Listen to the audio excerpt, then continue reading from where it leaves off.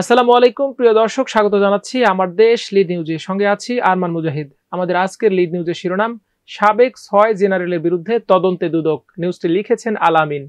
চলুন দর্শক বিস্তারিত জেনে নেওয়া যাক। ক্ষমতাচ্যুত প্রধানমন্ত্রী শেখ হাসিনা ও তারিক সিদ্দিকের আস্থাভাজন সাবেক 6 শীর্ষ সামরিক কর্মকর্তার বিরুদ্ধে মাঠ পর্যায়ে অনুসন্ধান শুরু করেছে দুর্নীতি দমন কমিশন দুদক। এদের মধ্যে 5 জন হলেন সেনাবাহিনীর সাবেক মেজর জেনারেল, লেফটেন্যান্ট জেনারেল ও জেনারেল, এবং একজন হলেন জেনারেল পদমর্যাদার এয়ার চিফ মার্শাল। গত 5 আগস্ট ফেসিবাদী আওয়ামী লীগ সরকারের পতনের পর ওই অনুসন্ধান শুরু হয়। দুদকের অনুসন্ধান এখন শেষ পর্যায়ে রয়েছে। এই কর্মকর্তারা জ্ঞাত আয়ের সঙ্গে অসামঞ্জস্যপূর্ণ সম্পদ অর্জন করেছেন বলে জানায় দুদক। এই 6 সামরিক কর্মকর্তা হলেন সাবেক সেনাপ্রধান, শাপলা চত্বর গণহত্যা ও রাতের ভোটের অন্যতম কারিগর মেজর আজিজ আহমেদ, বিমান বাহিনীর সাবেক প্রধান এয়ার চিফ মার্শাল অবসরপ্রাপ্ত Sheikh Abdul Hannan, national telecommunication monitoring সেন্টারের সাবেক মহাপরিচালক বরখাস্ত মেজর জেনারেল জিয়াউল আহসান, জাতীয় নিরাপত্তা গোয়েন্দা সংস্থা এনএসআই এর সাবেক ডিজি মেজর জেনারেল অবসরপ্রাপ্ত টি.এম. Zobayer, special security force SSF এর সাবেক ডিজি ও কিউএমজি বরখাস্ত লেফটেন্যান্ট জেনারেল মুজিবুর রহমান ও প্রতিরক্ষা গোয়েন্দা মহাপরিদপ্তর ডিজিএফআই এর সাবেক প্রধান মেজর জেনারেল অবসরপ্রাপ্ত হামিদুল হক। দুদকের একাধিক কর্মকর্তার সঙ্গে কথা বলে জানা গেছে, এই 6 সেনা কর্মকর্তার ব্যাংক হিসাবের লেনদেন, সম্পদ আয়ের সঙ্গে ব্যয়ের অসঙ্গতি দেখে তদন্তকারী কর্মকর্তারা চোখ কপালে তুলেছেন। কেউ আবার নানা কায়দায় বিদেশেও অর্থ পাচার করেছেন। এদের সম্পদের খোঁজ করার সময় তদন্তের স্বার্থে দুদকের একাধিক কর্মকর্তা তাদের তলব করেছেন। কাউকে কাউকে সরাসরি জিজ্ঞাসাবাদ করা হয়েছে, কিন্তু তাদের বৈধ আয়ের উৎস থেকে তদন্তে প্রাপ্ত সম্পদের হিসাবের তথ্য দিতে পারেনি কেউ। দুদকের কর্মকর্তারা জানিয়েছেন, বিগত সময়ে ঊর্ধ্বতন পর্যায়ের এই 6 কর্মকর্তার বিরুদ্ধে একসঙ্গে তদন্ত করা হয়নি। এই প্রথম তদন্ত শুরু করেছে দুদক। তদন্ত শেষে শীঘ্রই মামলা করা হবে বলে জানানো হয়েছে। এ বিষয়ে দুদকের মহাপরিচালক মোহাম্মদ আক্তার হোসেন জানান, ওইসব সেনা কর্মকর্তার বিরুদ্ধে তদন্ত চলছে। দুদকের দায়িত্বশীল কর্মকর্তা সূত্রে জানা গেছে, ক্ষমতার পালা বদলের পর 2018 সালের রাতের ভোটের অন্যতম কারিগর সাবেক সেনাপ্রধান জেনারেল অবসরপ্রাপ্ত আজিজ আহমেদের বিরুদ্ধে দুর্নীতির অভিযোগ আসে দুদকের কাছে। তিনি ক্ষমতার অপব্যবহার করে অনিয়মের মাধ্যমে নিজের ও পরিবারের সদস্যদের নামে জ্ঞাত আয় বহির্ভূত অঢেল সম্পদ অর্জন করেছেন।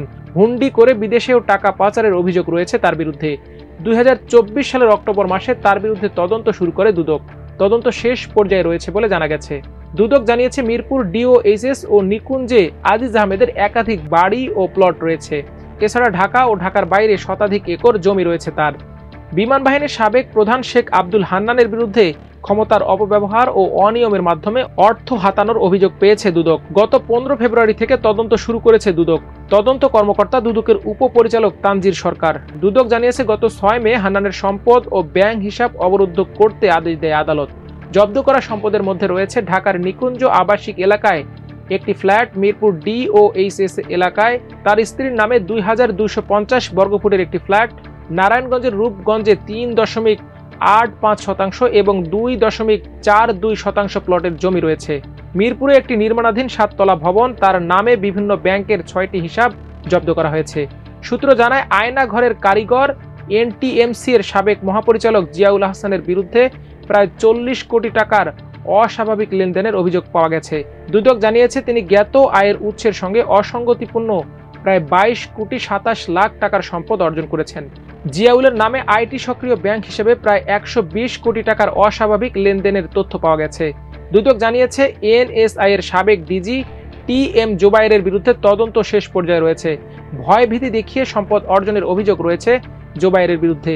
29,45,000 পাউন্ড লন্ডনে পাচার করার সত্যতা পেয়েছে দুদক।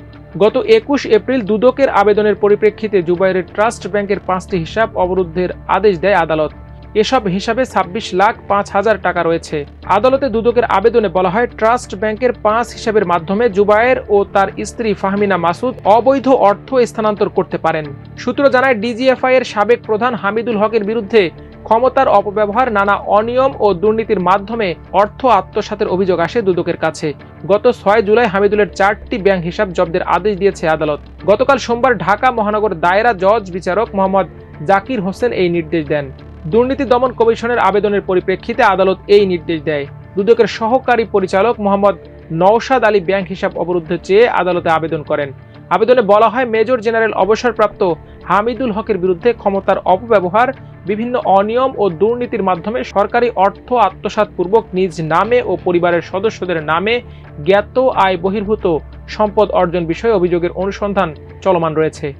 এছাড়া এনএসআই এর সাবেক ডিজি মুজিবুর রহমানের বিরুদ্ধে আয়ের সঙ্গে অসঙ্গতিপূর্ণ সম্পদ অর্জনের অভিযোগ উঠেছে। দুদক তার নামে 10টি প্লট, 2টি ফ্ল্যাট ও 50 বিঘা জমির সন্ধান পেয়েছে।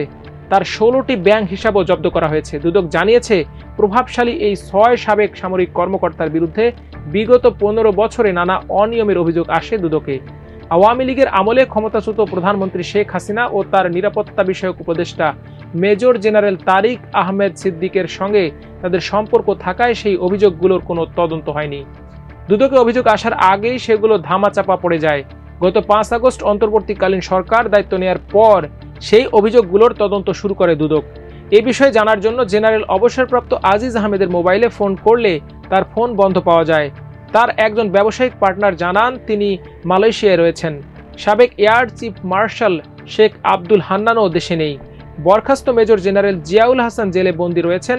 বরখাস্ত লেফটেন্যান্ট জেনারেল মুজিবুর রহমান ময়মনসিংহের ধোবাউড়া সীমান্ত দিয়ে পালিয়ে গেছে ভারতে। মেজর জেনারেল অবসরপ্রাপ্ত টি.এম. জুবায়ের এবং মেজর জেনারেল অবসরপ্রাপ্ত হামিদুল হকও পালিয়েছেন বলে জানা গেছে। দর্শক, আজ এই পর্যন্তই। সবাই ভালো থাকুন, সুস্থ থাকুন, থাকুন আমার দেশের সঙ্গে। আল্লাহ হাফেজ।